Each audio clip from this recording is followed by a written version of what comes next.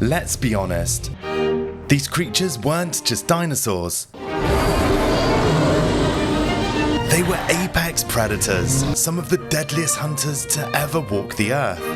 Or were they? In movies, we see Velociraptor as this human-sized monster hunting in packs to kill anything they see. But in reality, they were only the size of a turkey. The true alpha of the raptors was actually Utahraptor. And how many more times have dinosaurs been given the Utahraptor treatment just because one of its family members had a cooler sounding name? It turns out a lot. Today we dive deeper into the most underrated and most forgotten apex predators the planet has ever seen. And nothing shows this better than the Picnonemosaurus, an abelosaurid so massive and intimidating that it made its famous cousin, the Carnotaurus, look like a little brother. And while the Carnotaurus is more well known through modern media, Picnonemosaurus had the stats to back it up as being underrated. It holds the title for the largest abelosaurid ever discovered, outranking heavy hitters like Majungasaurus and Carnotaurus in almost every physical category, with fossil evidence hinting that it could grow nearly 30 feet long and close to 3 tons in weight. But this wasn't a scaled up version of something we've seen before. This predator found features to help it stand out from the rest, ones that made it especially lethal in the harsh ecosystems of Cretaceous Brazil. It's believed Picnonemosaurus was an ambush predator, one that relied on sudden brutal attacks to bring down its prey, and we can get a good sense of how it hunted just by looking at its skull and jaw. It possessed a short, robust skull which allowed it to take striking and powerful bites. This combined with its small, short but sharp teeth likely meant the Picnonemosaurus gripped and then shook its prey. Think of a crazy Jack Russell playing with its favourite toy. Its bite would have swiftly grasped and torn at flesh, with its structure of its jaw and neck suggesting it used these strong, sharp bites to incapacitate its prey. And honestly, it needed to be that dangerous, because the world it lived in wasn't easy. Its name Picnonemosaurus translates to dense forest lizard, and it's a fitting title. Fossils dating back around 70 million years ago have been found in the Mato Grosso region, which was once a heavily forested pocket of prehistoric South America. And Picnonemosaurus was not alone. It shared its environment with some absolute giants, including Tyrannosaurs, which are confirmed to have lived in the same region during the same time period. Given Picnonemosaurus's imposing size, some paleontologists believe it may have been capable of taking down some of these colossal herbivores, but that is still up for debate. There's little direct evidence to confirm whether they actively hunted adult Tyrannosaurs. More likely, it may have gone after easier targets, injured individuals or vulnerable juveniles. Not exactly fair fights, but nature rarely is. And speaking of mysteries, the truth is, we're still not entirely sure what the Picnonemosaurus even looked like. That's because the fossil record is frustratingly incomplete. Most reconstructions show it without horns, unlike Carnotaurus with its 2 devilish horns above the eyes, or Majungasaurus which had a single one. But without a full skull, it's really anyone's guess. Maybe it had multiple horns, maybe something stranger, something we haven't imagined yet. The mystery remains, and it doesn't stop there. Even its extinction is a question mark. With so few fossils, we don't know how long exactly Picnonemosaurus survived or what finally brought it down. When you think of North America's great prehistoric predators, Tyrannosaurus rex is the name that dominates the conversation. But long before the T.Rex ever stepped foot on the continent, one of the most underrated predators ruled the land. Acrocanthosaurus atokensis, whose name literally means high-spined lizard from atoka, is one of the most iconic predators of the early Cretaceous. A top-tier carnivore, it stalked its prey in what is now the southern United States over 110 million years ago. But before we dive deep into its hunting strategies or evolutionary context, let's address one of the most visually striking and frequently debated aspects of this dinosaur: the spine. The most immediately noticeable feature of the Acrocanthosaurus was its tall neural spines, which extended upwards from its vertebrae along the neck, back, and tail. These spines were not as extreme as those seen on a Spinosaurus, but they did create the noticeable ridge or sail-like appearance along its back. This feature has led to a range of reconstructions, some more exaggerated than others, but fossil evidence clearly shows that these elongated spines were a real and consistent part of its anatomy. In life, Acrocanthosaurus would have stretched up to about 38 feet in length and weighed over 6 tons. For some perspective, that's roughly the size of a modern-day box truck or a large African elephant. Its skull was long and narrow, lined with sharp serrated teeth built for slicing flesh. The forearms were relatively short but strong, equipped with large claws that may have played a crucial role in holding its prey. The Acrocanthosaurus was described in 1950 by paleontologists Stovall and Langston from fossils discovered in the Antlers Formation in Oklahoma. Over time, additional specimens were uncovered from Texas, and more recently, possible material has been linked to Maryland and other parts of eastern North America. Although early researchers thought it might be related to Allosaurus or even Tyrannosaurids, it's now firmly classified within the Carcharodontosaurids. This is a large group of large-bodied carnivores that also includes the Giganotosaurus and the Carcharodontosaurus. This places the Acrocanthosaurus among the apex predators of its time and one of the earliest representatives of its family in North America. The tall neural spines likely served multiple functions. Some paleontologists suggest they supported a muscular ridge, providing strength and stability for the back, especially useful for an animal such of this size. Others propose that these spines might have played a role in thermoregulation, species recognition, or sexual display. But something that's especially compelling is the distribution of these spines. They start modestly at the neck, peak around the hips, and taper off down the tail, forming a continuous, flowing ridge that gave the Acrocanthosaurus a unique silhouette among large theropods. The skull of this great predator featured a deep, narrow snout and large fenestrae. These are openings that reduced the skull weight and likely improved muscle attachment, and inside its jaws were dozens of serrated teeth, ideal for cutting through the flesh of large herbivores. As we mentioned earlier in the video, its forelimbs were relatively small compared to its body, but they were not vestigial.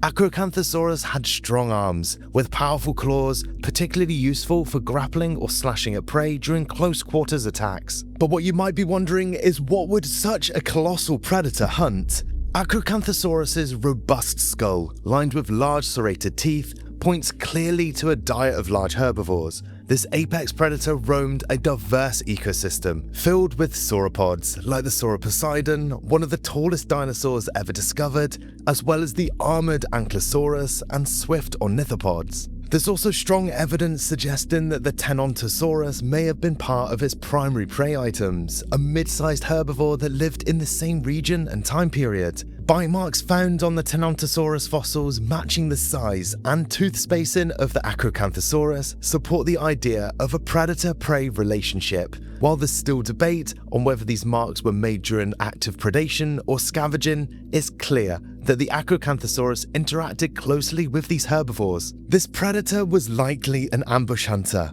Its powerful hind limbs could have delivered sudden bursts of speed, while a long tail provided balance during rapid movement. It probably relied on a combination of stealth, strength, and speed to overpower prey, launching itself at targets with jaws and claws poised for a takedown. The size and strength of the Acrocanthosaurus suggests it was capable of hunting large prey as well, either alone or possibly in loosely coordinated groups. However, there is no direct fossil evidence supporting pack behavior of this creature. Studies of its neck and spinal structure suggest that the Acrocanthosaurus held its head in a downward-facing position though. This would have been ideal for scanning the ground for movement and striking quickly at prey. This creature's highly developed olfactory bulbs also point at potential scavenging behavior.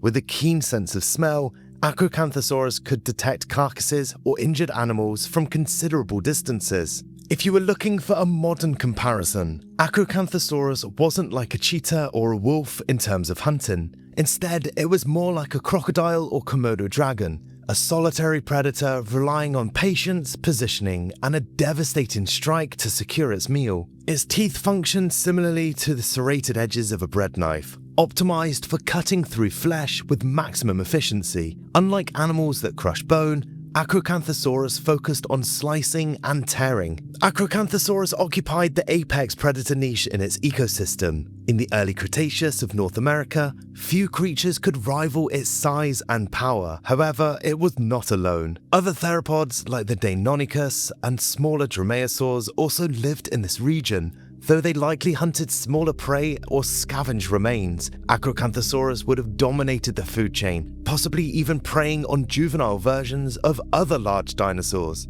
Its presence in multiple formations across a wide geographical range indicates it was both successful and adaptable, from the swampy lowlands of Texas to the woodlands of Oklahoma and even the East Coast. Acrocanthosaurus appears to have thrived in a range of environments. The discovery of possible juvenile specimens suggests that the Acrocanthosaurus also grew rapidly, potentially reaching its massive adult size in a relatively short time, a strategy seen in other large theropods as well. By the end of the early Cretaceous, Acrocanthosaurus disappears from the fossil record. It was eventually replaced by other large carnivores, including the rise of the Tyrannosaurids later in the Cretaceous. Climate shifts, changes in sea levels, and the evolution of new herbivore species may have played a role in this transition. Ecosystems transformed, and with them the apex predator at the top of the food chain. But for millions of years, Acrocanthosaurus reigned supreme, a symbol of dominance in the early North American Cretaceous. Acrocanthosaurus atokensis may not have the name recognition of the T.Rex, but its legacy is no less important. As one of the earliest large Carnivore it helps us understand the evolution of giant predators in the ecosystem they shaped. Its tall spine, massive frame, and wide geographic range made it one of the most fascinating dinosaurs of the early Cretaceous. But what about a dinosaur that is both underrated and hunted in a very unique way? When we imagine a group of coordinated predators working together to take down prey, most of us probably think of wolves. They are swift, intelligent, and highly social. These pack hunters are so effective that there are multiple documented cases of them chasing down fully grown grizzly bears, the second largest land carnivore on the planet. But what if I told you that about 70 million years before the first ever wolf howled, there was a prehistoric predator in North America that may have hunted in a very similar way, only on a much larger scale, a tyrannosaur, but not the one you're thinking of. Meet Albertosaurus sarcophagus, a dinosaur whose name translates to flesh-eating lizard from Alberta, a member of the tyrannosaur family, but lighter, faster, and possibly far more social than its colossal cousin, the Tyrannosaurus rex. Today we dive deeper into the predator that may have hunted in packs, a creature that's forcing scientists to rethink the social lives of dinosaurs. Albertosaurus sarcophagus was first discovered in 1884 by Joseph Burr Tyrrell. He and his team were actually looking for a coal in the Horseshoe Canyon Formation of Alberta, Canada, and stumbled across some unusual fossilized bones. But the real breakthrough came decades later when paleontologist Dr. Philip Currie and his team decided to excavate the site further. They uncovered something that shook our understanding of dinosaur behavior: the remains of at least 26 Albertosaurus individuals, all buried in the same spot, ranging from juveniles to fully grown adults. This site wasn't just a lucky fossil find, it was a game changer. It hinted that these dinosaurs may have lived and possibly even hunted in groups. That suggestion alone reshaped our understanding of tyrannosaur behavior. It was one of the first tyrannosaurs ever named. Today, it's recognized as a slightly smaller but swift cousin of the T.Rex. And at full size, Albertosaurus stretched up to about 9 meters long, that's 30 feet, and weighed around 1.7 to 3 tons.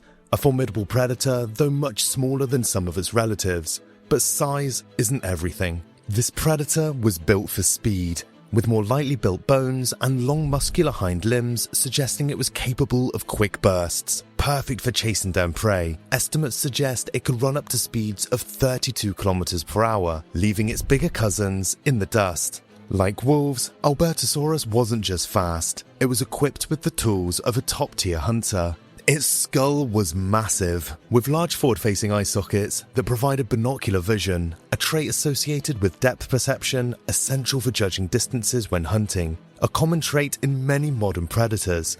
But surprisingly, one of its most important features might have been its nose. One of the most impressive tools in the modern grey wolf's arsenal is its incredible sense of smell. A grey wolf's sense of smell is estimated to be 100 times more sensitive than a human's. To put that into some perspective, It means a wolf can detect and locate prey nearly 3 kilometers away, just by scent. This is obviously a huge evolutionary advantage for a predator that hunts across vast landscapes, and it is also thought that Albertosaurus might have had a very similar impressive sense of smell. CT scans of related tyrannosaurs like T.Rex show an enlarged olfactory bulb, the part of the brain responsible for processing smell. Since Albertosaurus was closely related, it likely shared this adaptation, suggesting an excellent ability to detect scents, possibly even from several kilometers away. So while we can't say for certain how acute its senses were, the physical evidence strongly points towards a predator that relied on keen eyesight and smell to locate and track prey. But how do we know that these massive predators hunted in packs? Returning to that fossil site, where Dr. Philip Curry and his team uncovered bones from at least 26 Albertosaurus individuals, we get some of our best clues. The remains ranged in age from juveniles to fully grown adults. All were concentrated in the same quarry, with no evidence of any other large predator. A mass death site like this does not prove pack hunting on its own. These animals could have died from a drought, flood, or catastrophic event. However, it wasn't just a random crowd of dinosaurs. It looked structured. The group included at least 6 adults, 7 subadults, and 7 juveniles. This is very similar to how lions and wolves organize. Older members leading the hunt, younger ones learning the ropes. This type of fossil record is almost never seen in solitary animals. Dr. Curry proposed a bold idea. What if Albertosaurs hunted together, not just tolerated each other, but actually coordinated attacks? And what was the Albertosaurus hunting? Like its relatives, it was a hypercarnivore and likely preyed on large herbivorous dinosaurs. It lived in what is now Western Canada, a warm, lush floodplain during the late Cretaceous, teeming with life. Bear with me on the names, guys, but among some of the potential prey were hadrosaurs, like the Acrocanthosaurus, the Lambeosaurus, as well as horned dinosaurs like the Centrosaurus. There is actually some compelling evidence of pack hunting on these large herbivores. For example, scientists have found multiple healed and unhealed fossilized bite marks on hadrosaur bones. This suggests predatory behavior rather than just scavenging alone. These were large herbivores, but a group of Albertosauruses working together could have herded or isolated them, increasing their chances of a successful kill. And our fossil evidence doesn't stop there. Some Albertosaurus fossils are so well preserved that its bones tell us about its life stages. Scientists have actually sliced some of their bones and viewed them under a microscope to study growth rings, just like reading a prehistoric tree trunk. The results have shown Albertosaurus grew rapidly during adolescence. Most of its growth occurred between the ages of 10 and 15, with some reaching adulthood at 16 years old. This rapid growth is similar to what we see in modern birds and mammals, supporting the idea that at least some dinosaurs had fast metabolisms. But perhaps the most telling is that even a young Albertosaurus had the same general skull and teeth structure as the fully grown adults. That means that they were not helpless. They were mini hunters, likely helping the group chase down smaller prey while learning the ropes, just using different tactics depending on age and size. In its environment, Albertosaurus was a top dog. No other large carnivore filled its niche. Smaller predators like dromaeosaurs were around, but nothing else competed directly for the same prey. But life at the top was not a peaceful one. Some Albertosaurus fossils show bite marks from their own kind. These animals may have fought for dominance, mates, or food, much like lions and crocodiles do today. One specimen even shows evidence of healed injuries, implying it survived a brutal encounter with another of its kind. Social animals aren't always cooperative. After all, just ask any wolf pack leader. The Albertosaurus thrived during the companion stage of the late Cretaceous, but it vanished from the fossil record around 68 million years ago, several million years before the asteroid impact that wiped out the non-avian dinosaurs. The reasons behind its disappearance remains uncertain. However, shifts in sea levels, climate change, and evolving ecosystems likely played a role in reshaping its environment. One theory suggests that the T.Rex may have contributed to the Albertosaurus's extinction, possibly acting as an invasive apex predator. T.Rex is believed to have arrived in North America from Asia around the same time Albertosaurus disappeared, potentially via a land bridge that formed during that period.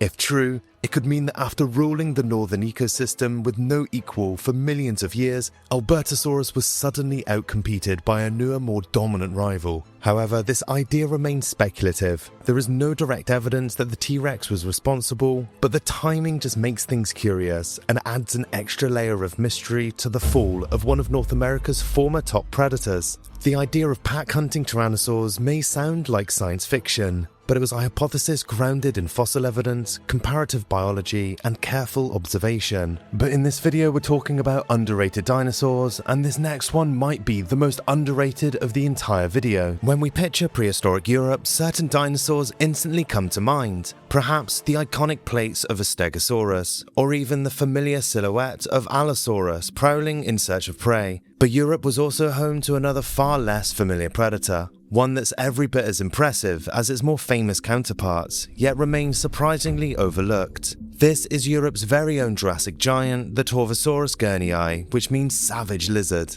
Tovasaurus wasn't just big, it was enormous, the largest predator known from Europe's Jurassic period. It rivaled later giants like the infamous Tyrannosaurus rex in ecological dominance, and yet, despite its impressive credentials, Tovasaurus has remained relatively unknown to the general public, sometimes even overshadowed by its more famous North American cousin, the Tovasaurus tanneri.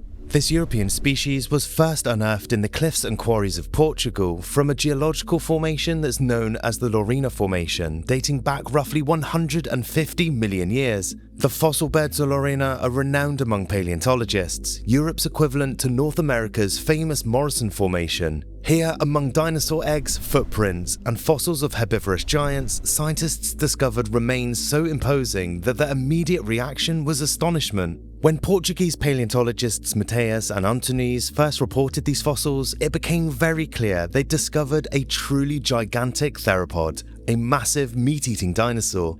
A detailed analysis later confirmed that these remains were different enough from the North American Torvosaurus to deserve a name of its own, Torvosaurus gurneyi, named to honour the famous paleontologist James Gurney, creator of the Dinotopia books. This species instantly became Europe's iconic apex predator of the Jurassic. But why was this dinosaur so special? At first glance, Torvosaurus gurneyi was similar to other massive theropods, standing tall, muscular, and designed for predation. But the differences are in the details, and these details are fascinating. Firstly, Torvosaurus gurneyi was enormous, reaching lengths of around 10 meters. That's the length of a large city bus, and it weighed several tons, comparable to a large African elephant. Its sheer bulk made it one of Europe's largest ever predators.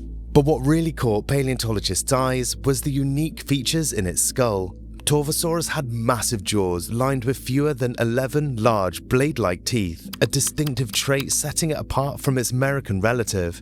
Each tooth was shaped like a serrated dagger, perfect for slicing through flesh and bone. When scientists carefully examined these teeth, they found rectangular serrations along the edges, specialized cutting surfaces indicating a ferocious predator capable of inflicting devastating bites. These teeth were designed not for nibbling, but for crushing bone and slicing through flesh, similar to how modern great white sharks tackle prey. But there's something even more intriguing hidden within its jaws. Torvosaurus had interdental plates, thin plates between the teeth that fused together in a unique wall. This structure helped securely anchor its massive teeth, making them sturdy enough to withstand the force of powerful bites. Think of it as reinforced concrete foundations holding up a skyscraper. Further anatomical details were discovered in fossils from Germany's Ornithenton Formation, and they revealed even older Torvosaurus fossils. They showed a distinct ridge running across its facial bones. This unusual ridge helped paleontologists identify Torvosaurus fossils scattered across Europe.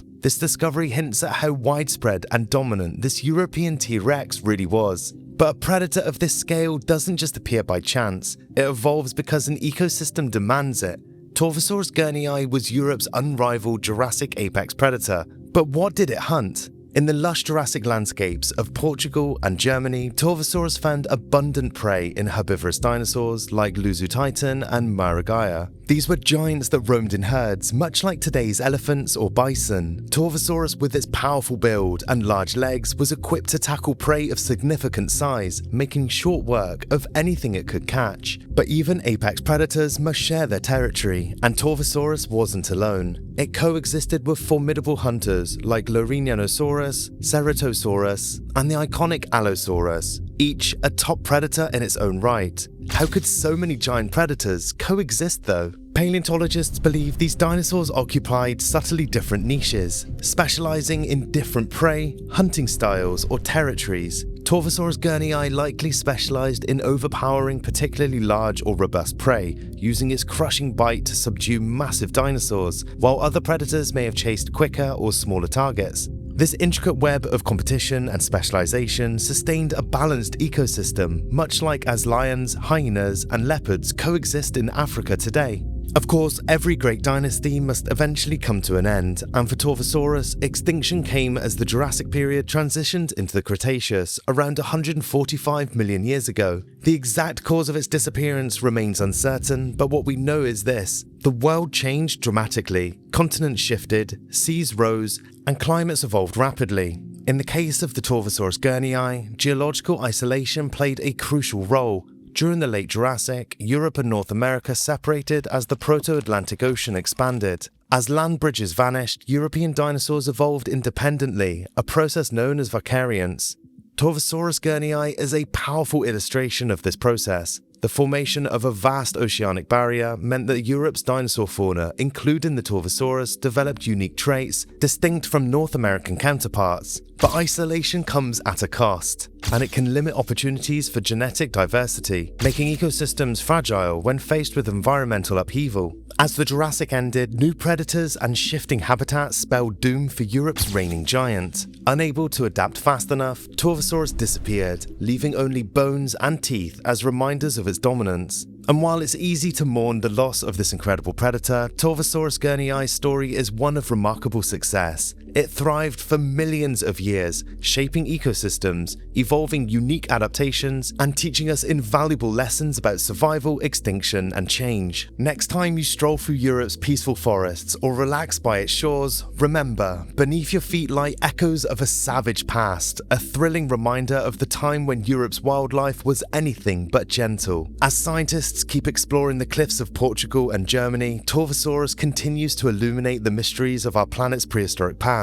reminding us of the giants that once ruled the land we now call